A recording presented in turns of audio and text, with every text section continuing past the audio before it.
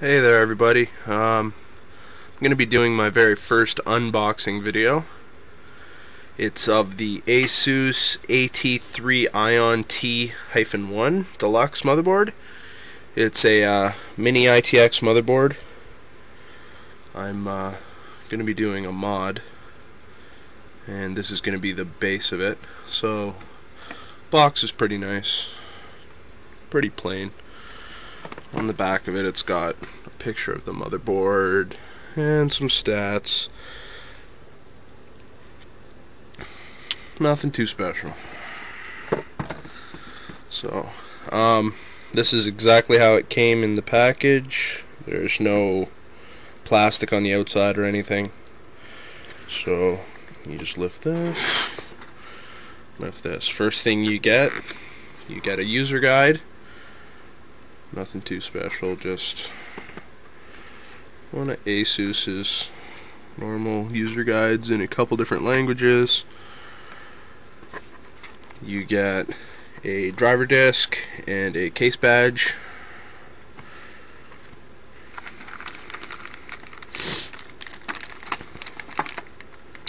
Two Sata 2 cables.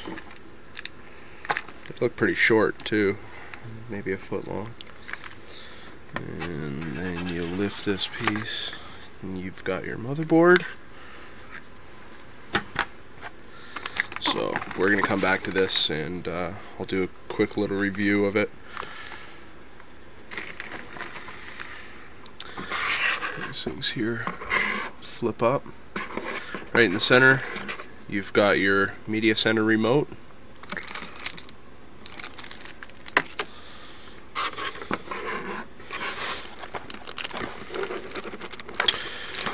And power brick, because this motherboard does not run on a 24 or 20 pin power connector. It runs on a power brick.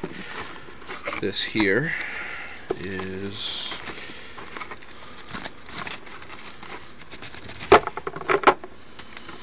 the IR receiver for the remote.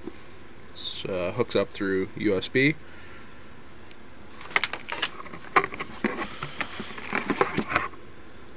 The power cord for the power brick. Your Sata connector that connects to the motherboard that feeds the rest of the system. An antenna for the Wi-Fi. And your I/O shield plate. And that's it. So we'll get rid of this. Okay, so the I/O shield plate, just bone stock, no shielding or anything on it. It's just a piece of tin. Okay, so this motherboard now. We're gonna fight with this, get it out.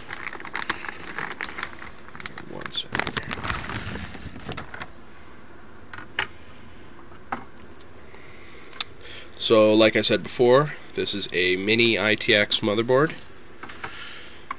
It's 6.7 inches by 6.7 inches square.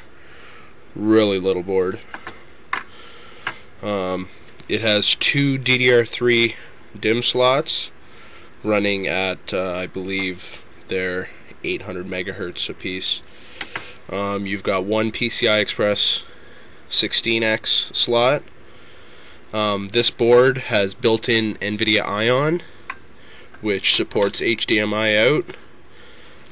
It's running on a Intel Atom processor, dual-core, 1.3 gigahertz processor.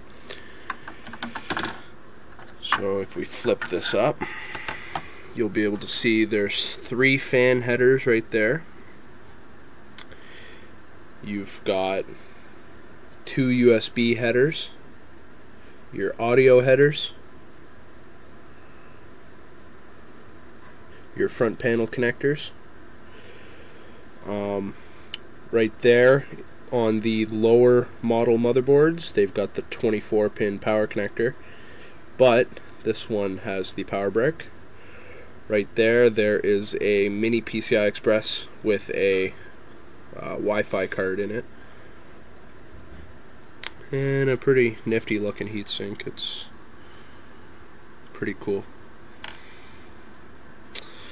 So, like I said, this board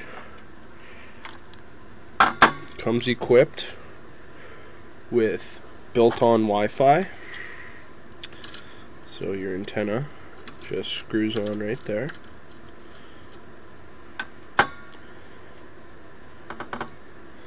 Just like that. On the I/O shield, you've got your DC power connector, two USB 2.0s, a PS2 keyboard port, VGA, HDMI, 4 more USB 2.0s, Bluetooth, 1 gigabit LAN, left and right audio, and then you've also got 3-channel audio in and out, plus you've also got your digital audio. So, just to give you a little scale comparison of this, this is going to be good. This is just a normal size ruler. So you are very tiny. This thing is going to be nice. So basically how this little motherboard works, when you plug in your DC power connector, it will feed the board, and also through this Molex connector you can plug this cord provided in there, and that gives you 3 SATA connectors, which will feed the rest of your system. Right there, we've also got 4 SATA 2 ports.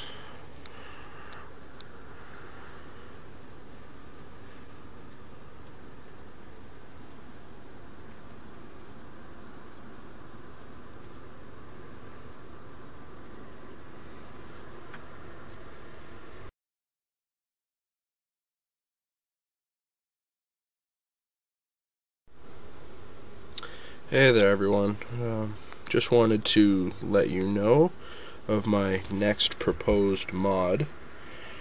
So basically I've got myself an old NES, and I've already taken all the guts out of it and everything. So basically what I'm going to be doing to mod, I've seen 2 of these mods already, but they weren't very well executed. They were rather sloppy and sort of just thrown together.